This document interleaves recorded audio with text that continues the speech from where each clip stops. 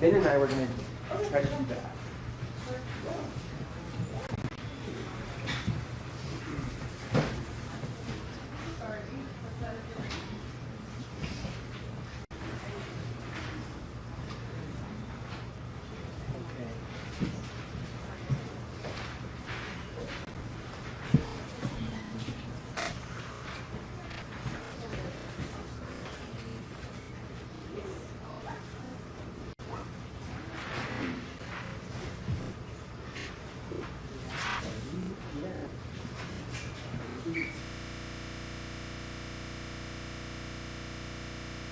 Optimizations, but pretty applicable still.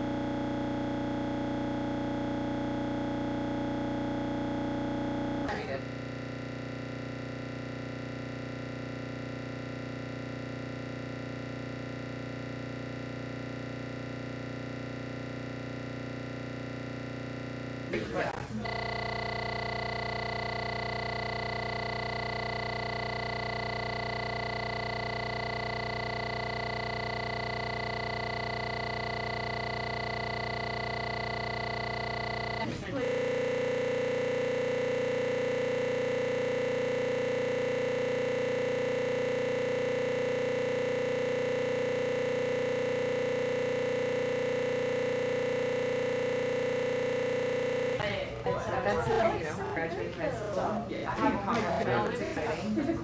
Yeah, so raise good kids. I'm thinking a lot about that for you.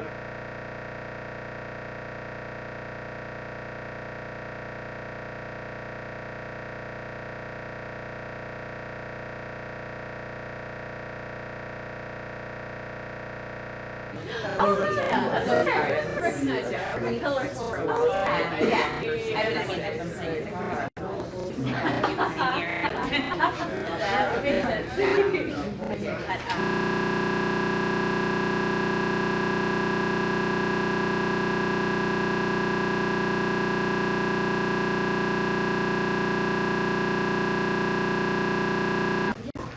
But, I'm living in a friend. In February. The easiest place for us to live at the moment. That's awesome. I know Juno too. In the area, partner's dad here. Really? Oh, yeah. Yeah, please. Nice. Yeah. Yeah. Before there's a lot left about it. But you can get it.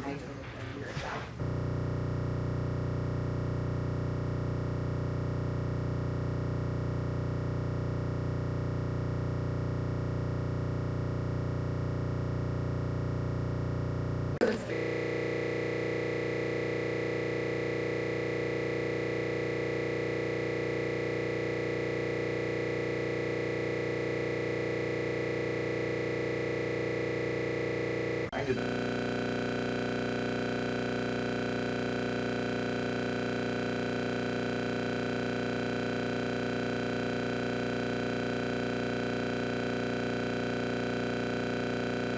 Training, I was like, oh, Yeah, like yes. actually. Wait, which way am I going? Oh my gosh, voice. So it's like.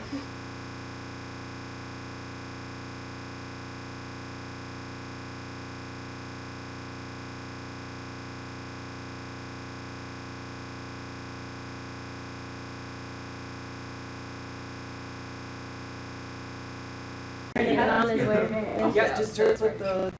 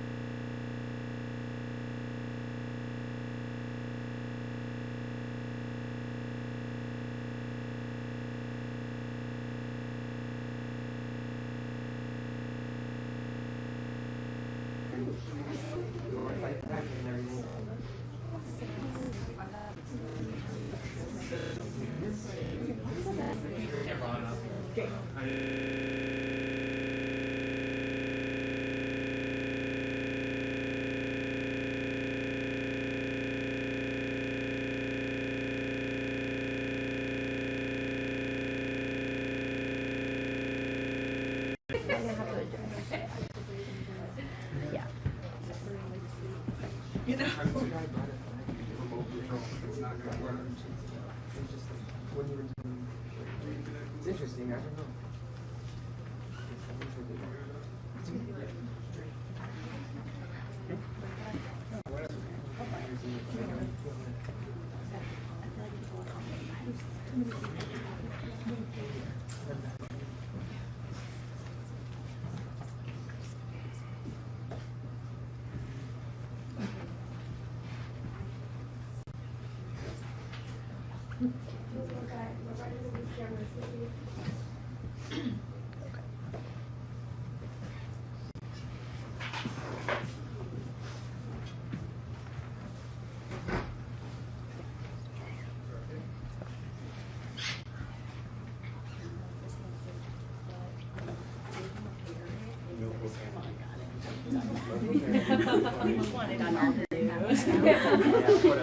Put a piece of paper over the. Oh, right. Someone got a big piece of tape. Yes. Does somebody have tape?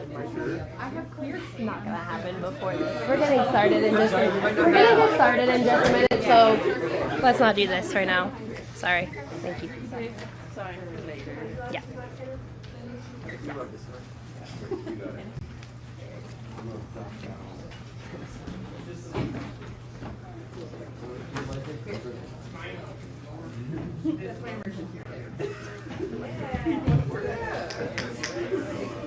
All right, check. Good afternoon. My name is Montana Hirsch, MONTANA HIRSCH, and I am a member of the Minnesota Immigrant Rights Action Committee and the People's Action Coalition Against Trump. We are here today to condemn the escalation of ICE agents in our city and say justice for Renee Good. This week, we have seen the effects of 2,000 more agents being deployed to Minneapolis. There are actions happening in the Twin Cities every day to demand ICE out of Minnesota, and we encourage everyone to attend. We are inviting everyone to take the streets with Mirac this Saturday at 1 p.m. starting at Powderhorn Park for a rally and march.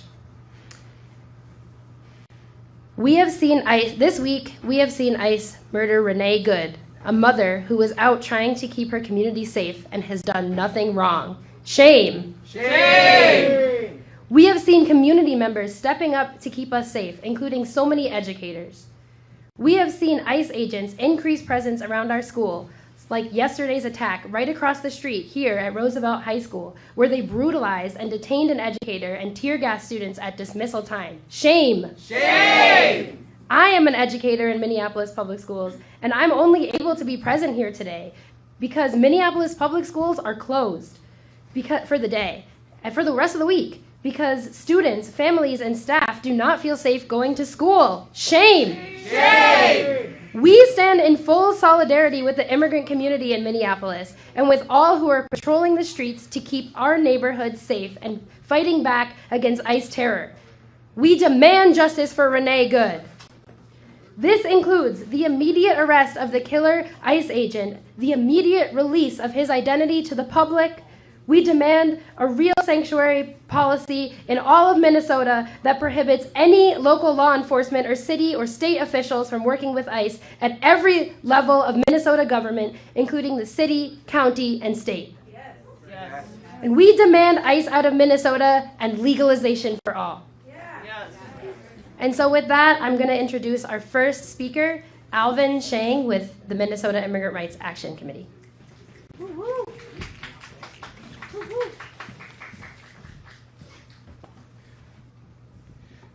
My name is Alvin Sheng, and that's ALVINSHENG,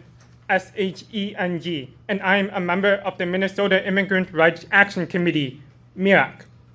The previous Sunday, the Trump administration deployed 2,000 ICE agents to Minneapolis as part of a targeted attack on our Somali and Latine communities. Kristi Noem and Gregory Bovino themselves visited the Twin Cities accompanied by a parade of militarized agents and vehicles to manufacture xenophobic propaganda against our community. However, we will not be cowed into giving up our civil rights in the face of this aggression.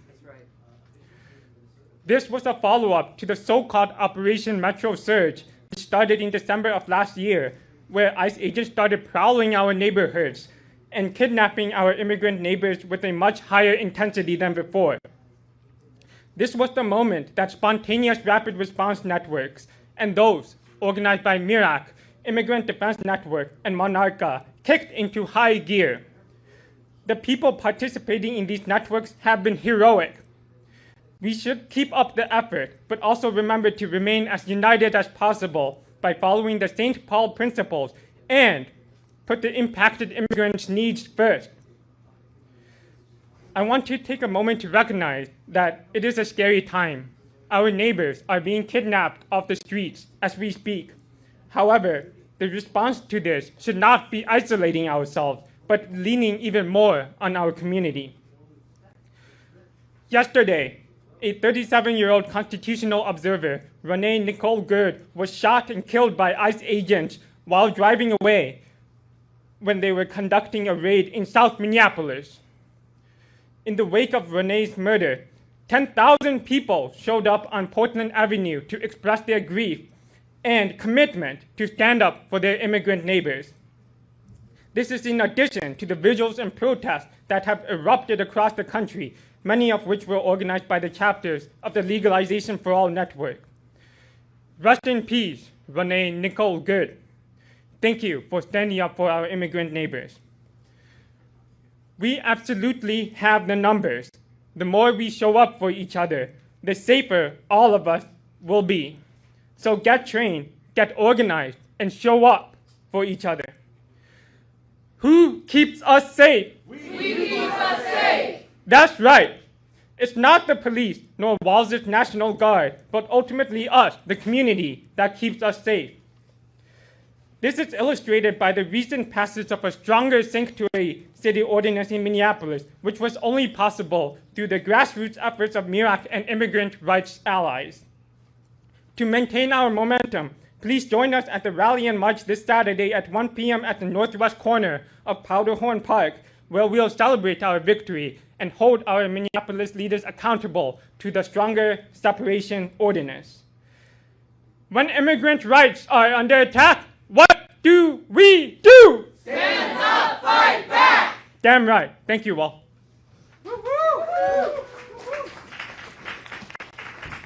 Thank you. Our next speaker is Jay Yates with the Twin Cities Coalition for Justice.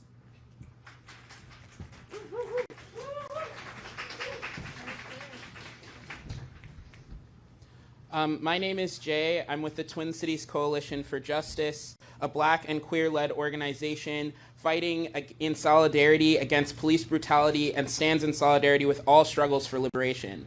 We are a branch of the National Alliance Against Racist and Political Repression and the People's Action Coalition Against Trump. First, I want to say that on behalf of everyone in TCC4J, I offer my sincerest condolences to Renee Good's wife, children, and remaining family. She represents the core of what makes us human, the instinct to stand up for her neighbors and offer everything she could in the name of justice. She was killed because she knew what ICE is doing to our immigrant communities is wrong and had joined thousands of people exercising their legal right to film and observe law enforcement. We will never forget her or her sacrifice. But we must also not forget that her death is not the first murder ICE has on its hands. 32 people have died in ICE custody just in 2025, and 2/3 of the 1,800 detainees held at the Alligator Alcatraz concentration camp are still missing. Keith Porter, a Black California resident, was murdered by an off-duty ICE agent on New Year's Eve, less than a week prior to them killing Renee. His murder, too, was justified by a false narrative pushed by DHS that the officer who killed him feared for his life, a narrative contradicted by eyewitnesses. Miramar Martinez, who also was legally observing ICE in Chicago, was shot 5 times by ICE agent Charles Exum, who bragged that he'd fired 5 rounds and she had 7 holes. Put that in your book, boys. Miramar luckily survived and defeated her charges of domestic terrorism, but 2025 was yet again a year with well over 1,200 deaths at the hands of law enforcement nationwide, and there were only 6 days the entire year that police didn't kill anyone. Here in our city, our police force has its own long, bloody history of murdering Black and Indigenous people and justifying it after the fact by saying they feared for their lives. Minneapolis Police Department lied about George Floyd being on drugs to shield Derek Chauvin from responsibility for his torturously slow death. Philando Castile was murdered in his car with his girlfriend and child present. Jamar Clark's killers lied and said he was a domestic violence suspect that reached for their gun despite him being handcuffed when he was shot. Amir Locke was asleep and they killed him within seconds of entering his apartment because they thought that he had a gun. His killer, Mark Hanneman, not only faced 0 consequences, he got a promotion. These deaths were just as wrong as Renee's. We must understand Renee's murder not as an isolated tragedy, but a link in a long chain of brutality that Black, Indigenous, and Latino communities especially have borne the brunt of. Until we accept the reality that law enforcement, whether it's DHS, ICE, FBI, or local police, have and will fabricate justifications for the murder of anyone they feel threatened by, we will not end the violence of this system. Until we accept that the foundations of law enforcement in this country are racist, that the laws and practices of these organizations began with Jim Crow and the expulsion of Native peoples from their land, we cannot end the violence of this system. Change begins with honesty. The honest truth is that we are paying for the boot on our necks. Our taxes pay for the bullets that kill our neighbors. They cannot exist without us, and yet we have no say in what they do in our neighborhoods. Ending this cycle of violence and inaction only happens if we take control and win real power over the structures that govern our lives. We must demand independent, democratic civilian oversight of all law enforcement, including the Minneapolis Police Department. We owe it to the people who we've lost and the people who still have justice denied to them. We need community control, and we will not stop until every killer cop and agent pays for their crimes. TCC4J joins the community's demands to release the names of the ICE agent who murdered our sister, prosecute, and jail him. And we join people across the country demanding that ICE get the hell out of our cities right now. Justice for Renee Good. Justice for Renee Good and all stolen lives. Thank you.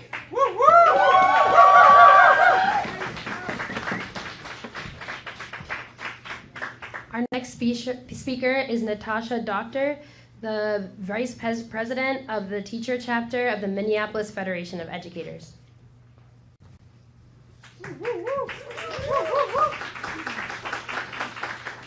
Good afternoon. My name is Natasha Doctor, and I am the Vice President of the Minneapolis Federation of Educators, and we are proud to be here today with MIRAC, a critical community organization. Yesterday was a horrific day in our community because of the continued attack by federal immigration enforcement on our city and the murder of an observer, Renee Good, a neighbor looking out for our community. Additionally, we saw the reckless and lawless nature of immigration enforcement when they came onto school grounds, deployed tear gas, and detained an educator who was doing their job at dismissal, a critical process that all schools do every day. Their actions yesterday strengthen our resolve as educators that federal immigration enforcement is not welcome in our city. And as educators and union members, we continue to demand that ICE leave our city. Our students and families deserve to be able to safely exercise their constitutional right to a public education. We keep us safe.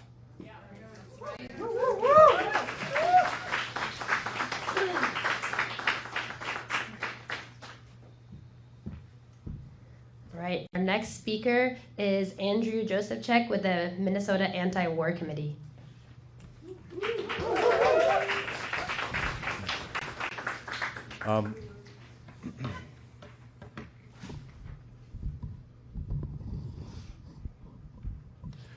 My name is Andrew Josephchek, AndrewJosephchak.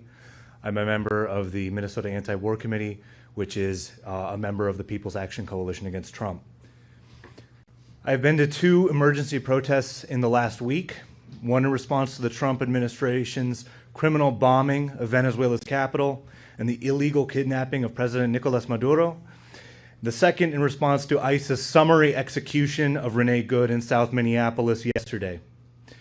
While there may not seem to be an immediate causal connection between the 2 events, they, in fact, are connected because they are both reflections of one and the same policy, U.S. imperialism, a policy of exploitation of the world's people at gunpoint for the benefit of the rich.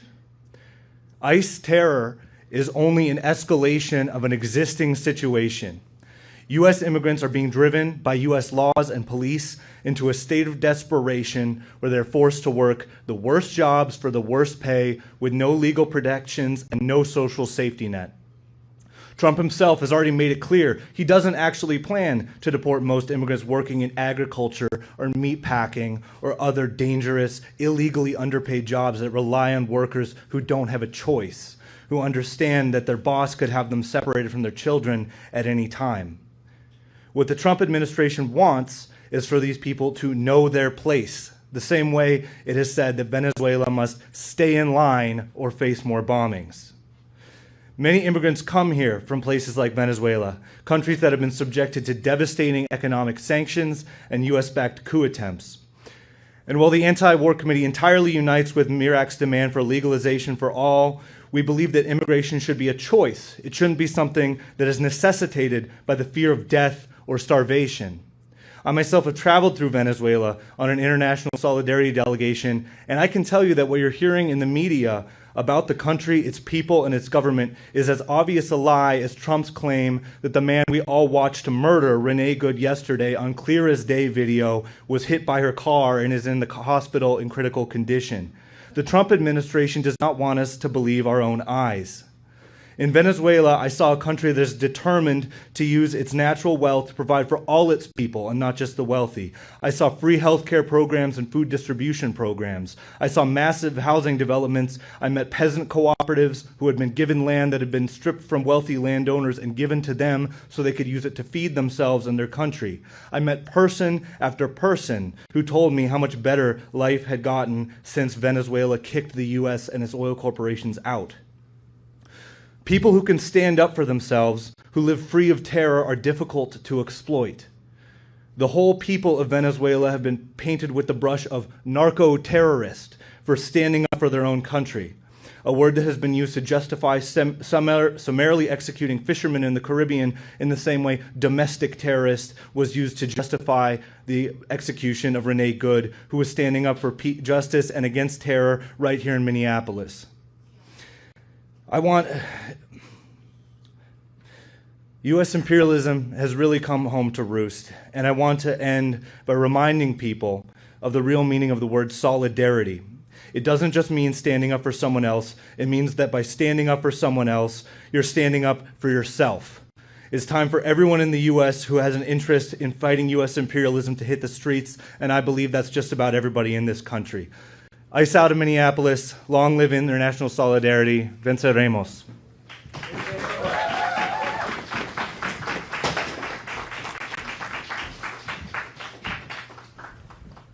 Our next speaker is Alyssa Washington with the Wrongfully Incarcerated and Over-Sentenced Families Council.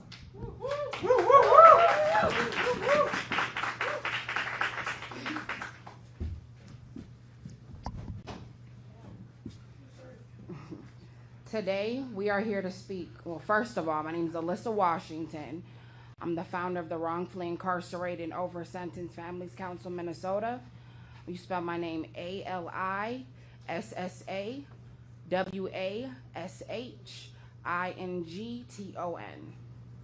So today, we are here to speak truth, and we will not whisper it. We are here to condemn the actions of U.S. immigration and customs enforcement agents and all those who are terrorizing our communities under false banner of law and order. What they are doing is not safety. It is fear. It is violence. It is state-sanctioned terror. Raiding homes, tearing parents from children, arresting people without due process, detaining human beings in cages. This is not justice, it's cruelty. And today we must also say her name, Renee Good. Renee Good. Renee Good was an observer. She was not a threat. She was not committing a crime. She was not endangering anyone. She did not deserve to have her life taken. Observers exist to protect accountability. They exist because communities know that unchecked power kills. And Renee Good paid the ultimate price, simply for witnessing, for being present, for caring enough to show up. Her death is not an isolated tragedy. It is the predictable outcome of systems that treat human life as collateral damage. Let us be clear. This did not come out of nowhere. The unlawful arrest of immigrants, the killing of observers, and the wrongful incarceration of our loved ones are deeply connected to the same system. Our organization knows this system intimately. We work with families who have lost decades, not because they committed crimes, but because prosecutors cut corners, police lied, informants were rewarded, evidence was hidden, and human lives were treated as disposable. The same system that locks our loved ones in cages for life is the same system that hunts immigrants in these streets, in our streets. The same system that ignores innocence is the same system that denies humanity, our God-given right humanity. The same system that profits off prisons is the same system that profits off detention centers. Different targets, same machine. Wrongful incarceration, over-sentencing, immigration detention, and the killing of community observers are not separate issues. They are different manifestations of the same violent structure built on control, punishment, and white supremacy. When ICE agents stalk our neighborhoods, they use the same playbook that has been used against Black, brown, and indigenous and poor communities for generations. Criminalize, dehumanize, disappear, and justify it later. Our organization stands in unwavering solidarity with immigrants, documented or undocumented, because no human being is illegal, especially on stolen land. We stand with families forced to live in fear. We stand with children wondering if their parents will come home. We stand with workers exploited and silenced. We stand with observers like Renee Good, who should still be alive today. And we stand with every incarcerated person whose freedom was stolen by the system. And we say this clearly: safety does not come from cages. Safety comes from community. We believe in a world where resources go to housing, healthcare, education, and healing, not policing, prisons, and deportation squads. We believe freedom should not depend on your zip code, your skin color, your income, or the country you were born in. So today we reject fear. We reject silence. We reject the lie that oppression is justice. And we declare together, an attack on immigrants is an attack on all of us. An attack on the incarcerated is an attack on all of us. An attack on observers and truth tellers is an attack on all of us. Right. Our liberation is bound together. We will organize. We will resist. We will protect each other. And we will not stop until all our people are free. Ashe. Ashe.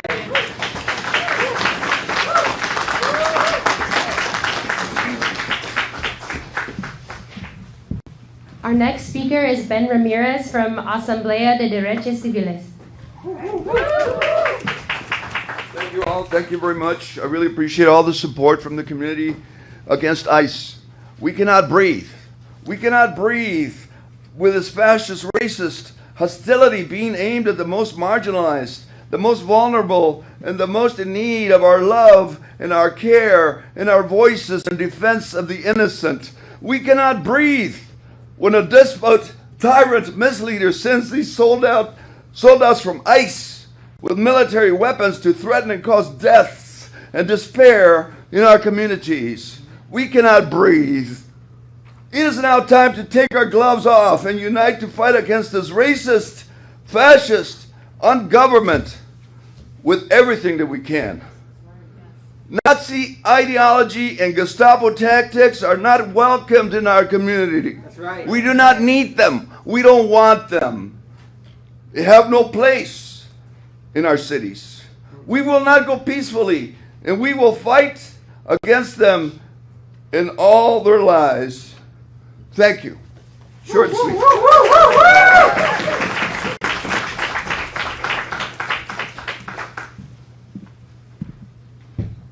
Hi, I'm Jess Sundin, Jessssundin.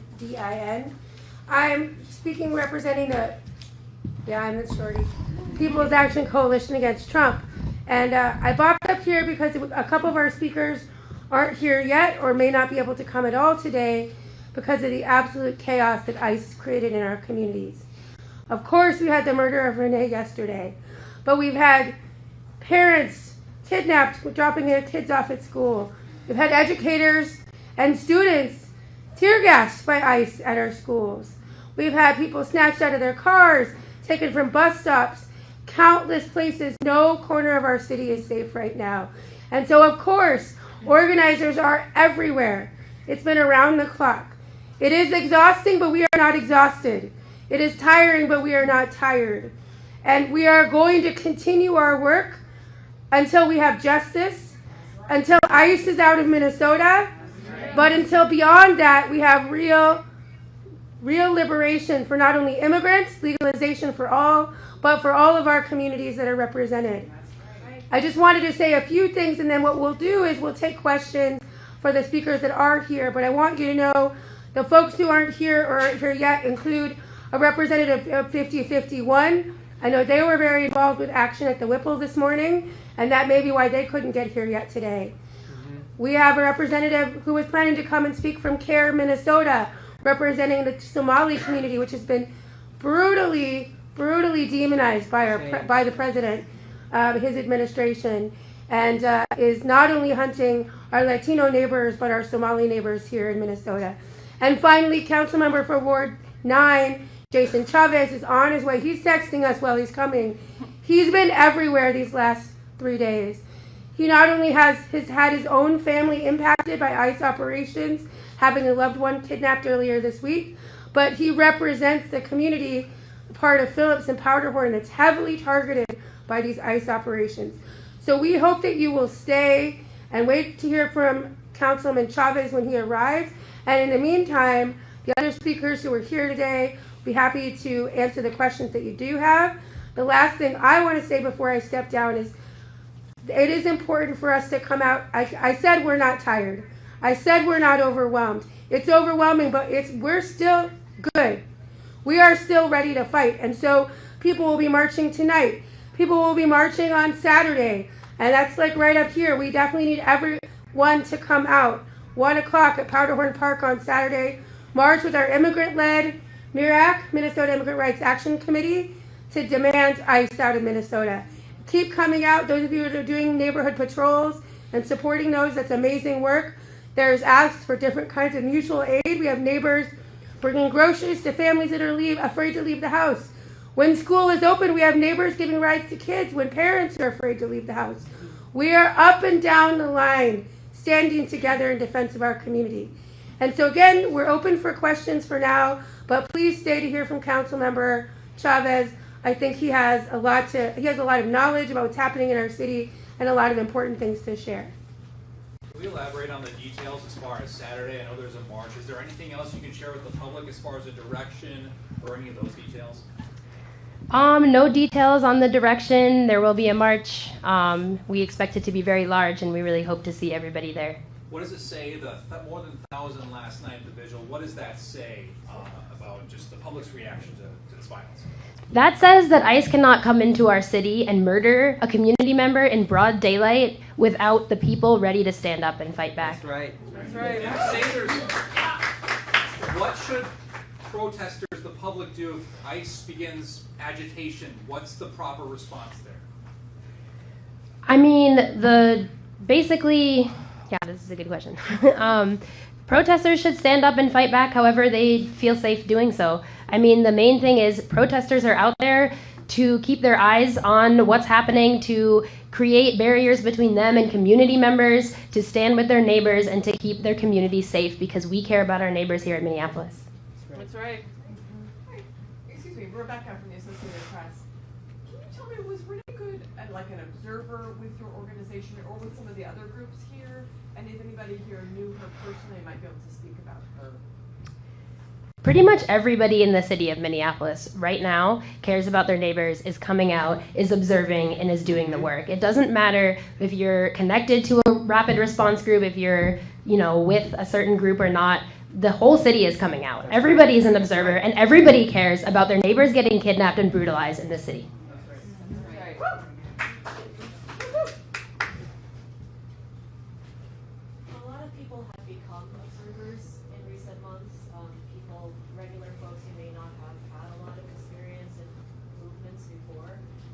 How does Renee's killing change the way that people in this movement are thinking about staying safe, risk assessment, morale as well?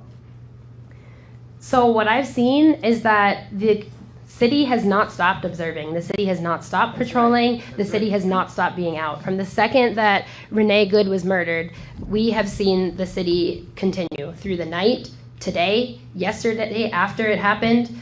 There were observers patrolling the entire time. There still are, and they're not going anywhere. MPD has talked about not getting involved in this and not helping out the federal agents. What's MIRAC's thoughts on the way MPD has handled this whole ordeal up to this date, up to this time? So we've had a campaign in Minneapolis to strengthen the separation ordinance between MPD and ICE. We do not believe MPD should be working with ICE, assisting ICE at all. They do not keep the community safe. What are your thoughts on how they've acted to this date, though? Those are my thoughts on how they've acted to this date. And actually, we're going to pause questions because Councilmember Chavez is here. So I would like to introduce our last and final speaker, Councilmember Jason Chavez. Hi everyone, Jason Chavez, Ward 9 City Council members. It's been a very difficult day for the past, it was a very difficult day yesterday, I'll start with that. I know that the entire city of Minneapolis and the state of Minnesota is with Renee and Renee's family. What we experienced yesterday was an incident that no one, no loved one, no family member should ever have to experience. And I want to talk a little bit about what our community members have been doing here in the city and the state. Because what you are seeing from folks on the top of the level at the federal government is trying to demonize our neighbors. Neighbors that are literally helping provide rent for our immigrant neighbors that are struggling to barely make it by. Folks patrolling our neighborhoods to make sure that they can alert any neighbor that immigration enforcement is happening on their block, in their neighborhood, or in their city.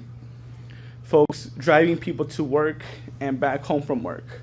Folks that have not been sleeping for many hours just to make sure that their loved ones can stay together, because what the federal government is trying to do is tear our community apart and split our community members apart as well.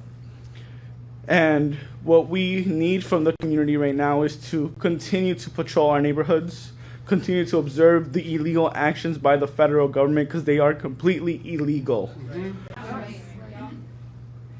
And the reason I am saying that is because we need people to continue to stand up.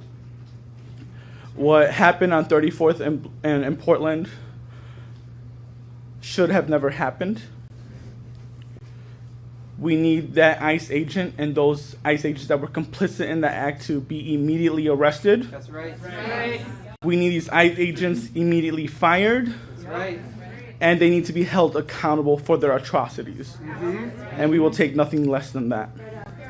And after that, we will continue to stand with our immigrant neighbors, and we will continue to call for the complete abolition of ICE, because they should not exist to begin with. That's right. Thank you all for being here on a very terrible morning. I guess the call I'll make is, and as an elected official, I'll say this, when you hear your governments tell you that you can't do more, you can, right? We know what we're hearing from our immigrant neighbors is that rent is a big issue, so we need to continue to push for rent control in the city of Minneapolis and in the state. We need to make sure that governments across Minneapolis and the state of Minnesota are putting more money for rent assistance, because folks are struggling to pay that rent. We need to make sure that cities, not just in Minneapolis, but across the state, are putting more funding to legal assistance, because folks are literally being kidnapped. And we have a federal government that is now it takes one day to get transferred to a different state, because they want to obscure due process from our community members. So we need folks to do that. And again, I'll keep telling you all, we need legal observers, folks patrolling our neighborhoods, but there are neighbors that still need food. And we need folks to stand up and drive to their homes and give them food. You know, when there are snow emergencies, it seems like a very small thing. But when there are snow emergencies, offer your neighbors that are vulnerable the ability for you to move their cars. That may sound like a small thing right now, but it's a big deal, because what we have is ICE agents literally going into those individuals and kidnapping them. They're going to bus stops and kidnapping them on the way to daycares, on the way to schools. They're taking them and kidnapping them. And we just need folks to rise up in Minneapolis. And that looks like in many different ways, but part of rising up is showing up for your neighbors. And part of showing up is also advocating for policy changes. I'm out there patrolling the neighborhoods too, but I also know my responsibility. And it's as a policymaker to say enough is enough. And we can't just say, ICE, get the fuck out of here. What we have to actually do is pass meaningful policy that is going to keep families together. That's right. So yes, ICE can get the fuck out of here, but we also need to make sure that Minneapolis is saying, these are the policies we have to make. We need rent control in Minneapolis to make sure families can stay here. We need more money for immigration legal services. We actually have to kick out ICE out of here. We need to make sure that folks have the needs that they have to make sure they can stay together. But that actually means that we actually listen to the people, like people here asking for actual changes in our city. So again, what happened yesterday is disgusting. Renee is in all of our hearts. And what we know is that we need more people out there because as I'm sitting here, I wouldn't be surprised if more folks are getting kidnapped. So thank you all.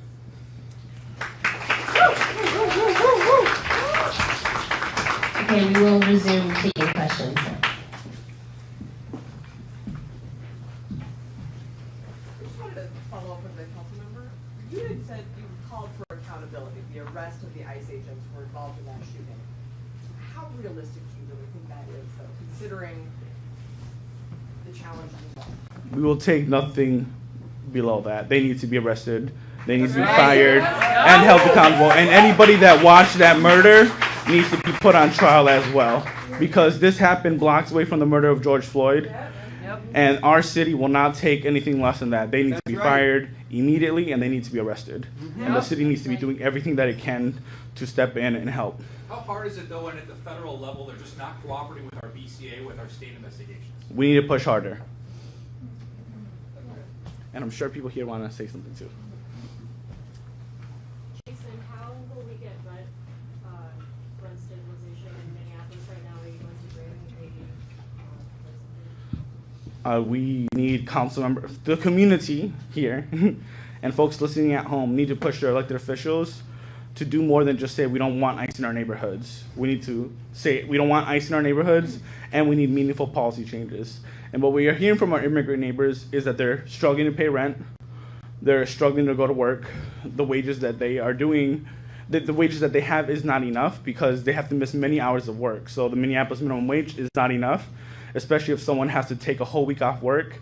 They go to work the following week, and now they've lost a bunch of income that they're struggling to stay afloat. So my ask to Minneapolis residents and folks in the state of Minnesota is to push your elected officials to actually address the needs that people are struggling with, which again, I'll repeat, rent, food, poverty wages, transportation options, where now it is very unsafe to at times take the bus to go to work, and we need folks to step up in those ways. But the government must be leading on that, so yeah. Any final questions? I heard there was a march tonight at 5:30 at Lake in Chicago. Is that correct? That is correct. That is not organized by MIRAC or this coalition, but we encourage everybody to take the streets tonight and every day until we get justice. Yeah. I've been seeing kind of the response from both Hennepin County and Minneapolis as a city, but it hasn't felt as clear with like Ramsey County and St. Paul.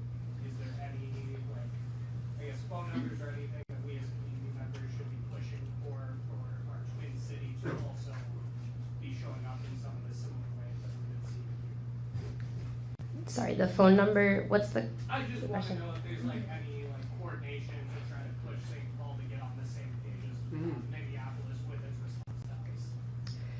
Yeah, I know that's something a lot of groups are looking into. I know specifically MIRAC is ready to bring our demands further. I know the People's Action Coalition Against Trump already talked about how we are all in it to go beyond the city, beyond the county, beyond into state level. We want to see a separation ordinance, a strong response to ICE, and a real sanctuary policy in all of Minnesota.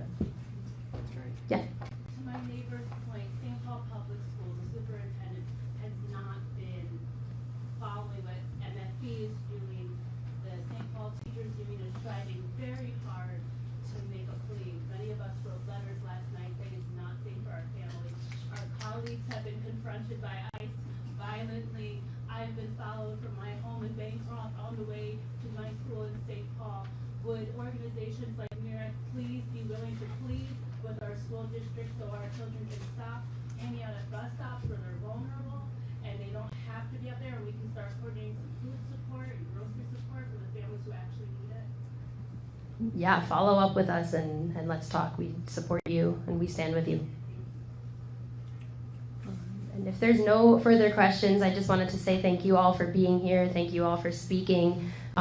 Justice for Renee Good. Justice for Renee Good. And we hope to see every single one of you and everybody you know and all of the Twin Cities out in the street today, tomorrow, and especially Saturday at 1 p.m. at Powderhorn Park. ICE does not get to come here and terrorize our communities and murder our community members in broad daylight without the people standing up and fighting back. Thank you.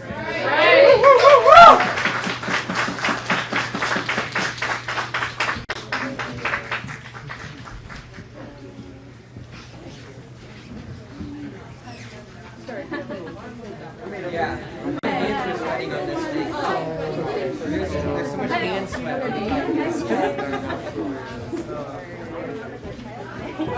Thanks so much for